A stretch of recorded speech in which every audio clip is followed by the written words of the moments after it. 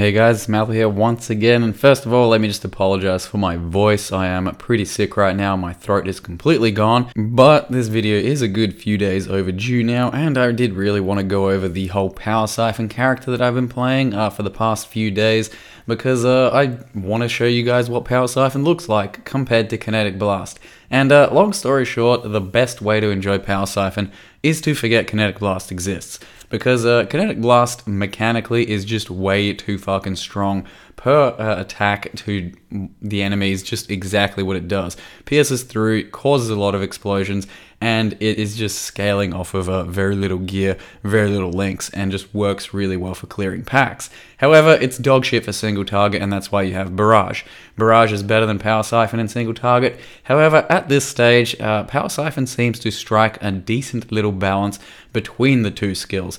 When you have very juicy Vile Power Siphons like that, this skill is better than Kinetic Blast for clear. Sometimes though, it is just a bit better than Barrage for single target because you can be ranged and you don't need a separate single target beyond that. So your Power Siphon ends up hitting a decent balance between the two, where it is a decent clear most of the time, fairly respectable, and then a really strong one whenever you Vile Power Siphon the really large packs, and a decent single target always. So I've only got one 6-link in this character, utilizing both Vile Power Siphon and regular Power Siphon, and that is my single target and AoE setup, as opposed to the traditional Wander nowadays where you have a 4-link Kinetic Blast and a 6-link Barrage setup.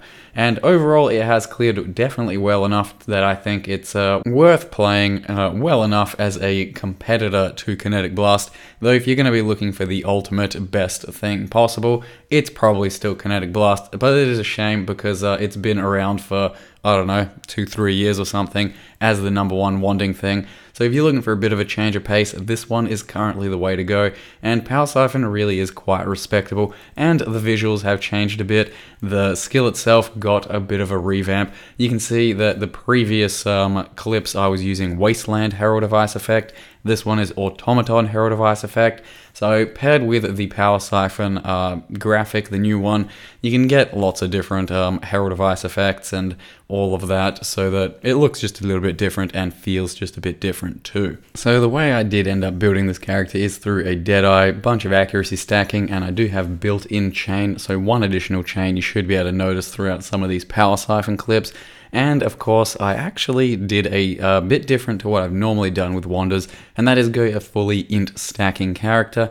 So the Shaper ones have 1 to 6 additional lightning damage per 10 int, and I did that because the new helm, Mask of the Stitch Demon, also gives you 1 life per 2 int. So with my almost 800 int, that helm gives me just under 400 life total, and that means that you can build a Wander with quite a more significant life total than before while still maintaining your offensive stats.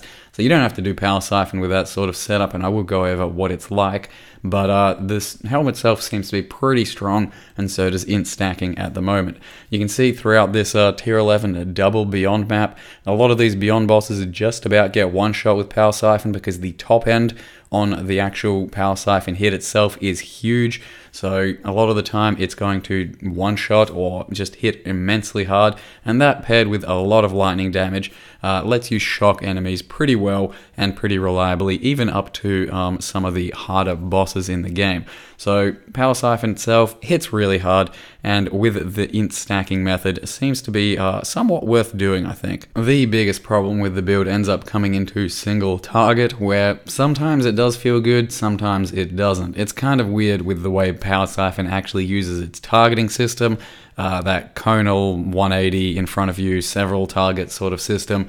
I'm not quite sure exactly what's going on, but for the most part you want to be fairly close to the target so that it's at least on your screen, and it really depends on your RNG, at least in my build, because we've got a very large variance in our lightning damage, and then as well as that, it relies on you critting, and critting hard, and getting your power charges and frenzies up and all of that. So you can see just a little bit of boss demos over here. These aren't very hard Elder Guardians, I think it's only tier 7, but on the tier 7 scale, just about, you know, destroy these guys with a few little hits. So at this level, it's pretty damn good. Not the cheapest character for this sort of level of damage though, but I'd say it's competitive, at least at this stage, with Barrage. However, it'll be kind of more interesting to see in the red tier and the actual Guardian fights of the tier 16 Guardians. It will probably be somewhat lackluster because Wanders have never been that good at endgame content, and it's only really because of Barrage and Barrage's overpowered scaling that they've been able to compete, because you get a bunch of additional projectiles, you get really expensive gear, and all of a sudden you can blow up most of the bosses just about instantly. But it does take some pretty serious investment for a Wander to take on the endgame due to the way they are built and just the lack of movement ability and the investment it takes to actually get some serious damage going, since the only real skill out there is Barrage. However, like I said, this tier 7 Elder, you can see the Power Siphon doing quite a lot of work against all the portals, and even on the single target of Elder, not too bad. Hopefully in the next few days I will take care of a bit more endgame content and put it to some real test, and maybe have another video about that. But if it doesn't really happen, then maybe there won't be a follow-up. Do want to go over how I built the character though, so you can see exactly what I did. So once again, sorry about the voice, but I do feel like I really have to get this video out there. Apologies on that one. Currently now level 90, character is called Forever and it's a Deadeye built around the int stacking mechanic of the wand here, Shaper Wand, 1 to 6 lightning damage per attacks, with this weapon per 10 int, and this helm over here. And that is the reason I call myself Forever because it does give you 1 max life per 2 int, currently 775 int, and it also takes away all of your int bonus for mana. So that means that my mana pool is really quite small, and Power Siphon is still notoriously a little bit mana hungry. At this stage it's not too bad, I'm at 40 mana per hit, and I do have to take this entire Essence Sap cluster so that my mana actually sustains quite nicely against everything, but it definitely is just a bit more of a struggle. So the helm itself, like I said, gives me close to 400 life for my int investment, with a proper Hand of Wisdom in action character, you know, that pulls about 1000 to 1300 int. You can get quite a lot of life off of these, so you don't have to build them as CI or low life or anything. This helm by itself does let you go into the life-based sort of side of things, and the character tree for a Wander, it's kind of still all over the place, so I don't get that much int. You do have to get lots of specific damage nodes to actually feel good about a Wander, so that's why you really can't get that much int on these types of characters, and it has to be crit based as well. You can't really have a non-crit Wander, that would feel kind of garbage.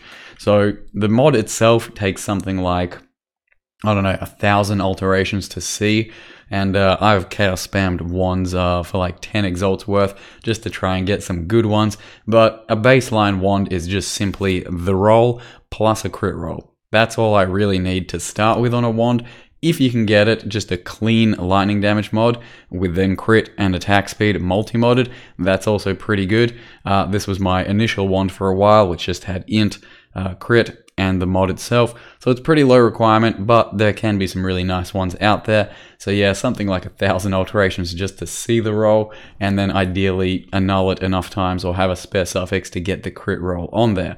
So then these two items combined, you do have quite a lot of fat lightning damage on your Power Siphon, and it doesn't have to be a Power Siphon character. You can take this entire concept and run with it for a Kinetic Blast Barrage type dude. You'll get something like twice as much single target on your Barrage, especially if you're point blanking. However, this character is not. I am just standing at range, which is not very typical for a Wander these days, because I do have Fast Shot and I'm Power Siphon, so it's easier to get your actual hits off, whereas with Barrage, from a distance, it's kind of shit trying to get all of your barrages at a target from range. So I'm a Deadeye. The first 2 points you take are Gathering Winds, then you go Fast Shot, then you get the Chain Ascendancy, and then Fast and Deadly to help cap out your accuracy. You can go the Pierce side of things, you can go Endless Munitions, you can even go Rupture. Everything on Deadeye is pretty good, but I think this is the best combo for the Power Siphon at this stage. And like I said, you get a bit of int over here covered converted from your dex into int, and then just regular sort of wanding jewels, bit of lightning, bit of proj. Try and focus entirely on lightning because that's what we're doing, and got a Watcher's Eye with just a bunch of crit from Wrath, which brings me to Wrath plus Herald of Thunder. That's the entirety of my reservation. While I map though, I do take out Herald of Thunder and I do put in Herald of Ice, It doesn't really help clear that much, but it does let me shatter monsters and also gives me an actual effect after I kill things, which honestly makes things more enjoyable for me, so that's why I do that. But Wrath, Herald of Thunder is going to do a lot more damage. Now that setup over there actually involves Wrath, Enlighten level 3 and both the Heralds, which I swap in and out as I go. And then my actual main Power Siphon setup is Power Siphon, early damage with attacks, added lightning, power charge on crit. Now that gives me 20% damage with all my power charges up, and more reliable power charge generation, and it doesn't cost very much on the mana, so that's why I'm using that. Then I got Lightning Pen and increased crit damage. However, early focus is going to be a lot better, just I want to actually shock things up until the end game anyway. The rest of the gear is pretty normal, just get Wed and Int wherever you can. Cyclopean Core gives you a lot of attributes. Tomb Fist gives you plenty of extra damage through the Intimidate, and then various little bits of lightning damage to wands, and just try and get Int everywhere you can. I do have a Frenzy attached to Power Charge on crit, Curse on hit, and Proj weakness setup. That's mostly just for bosses.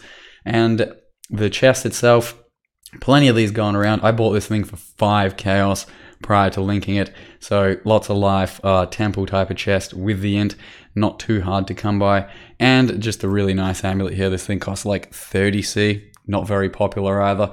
So yeah, the gear's out there if you're looking for it and want to try and build pure Int. Doesn't even have to be a character like this though. It can be Hand of Wisdom in action, can be plenty of different Int stacking things, because it seems to be working pretty well at the moment, and I do recommend giving it a shot, especially while this helm is out there and working pretty nicely. Lastly, I'll just show you guys the path of building. So currently 560k Power Siphon single target against Shaper with all of my buffs up, which should happen just about always. If you instead plug in Barrage on a 6-link, it'll be about twice as much as that, but this is respectable enough for now. And I'll give you the path of building link for you guys to play around with all by yourself if you really want to. For now though, my voice is totally fucking dead, and this hurts a lot. So got the video out there, hope it wasn't too painful to listen to and go through. Maybe if I get some endgame done in the next day or two, I can have another video about this guy. But for now guys, that's just my wrap up for Power Siphon, somewhat compared to Kinetic Blast, but mostly just Power Siphon. And hope you enjoyed the video, hope you enjoyed the skill. It's been pretty fun, it looks kind of pretty. I think it's moderately worth doing if you've never done Power Siphon and lots of Kinetic Blast you have before, then I think it's worth doing. But yeah, that's it. Thanks for watching guys, and see you next time.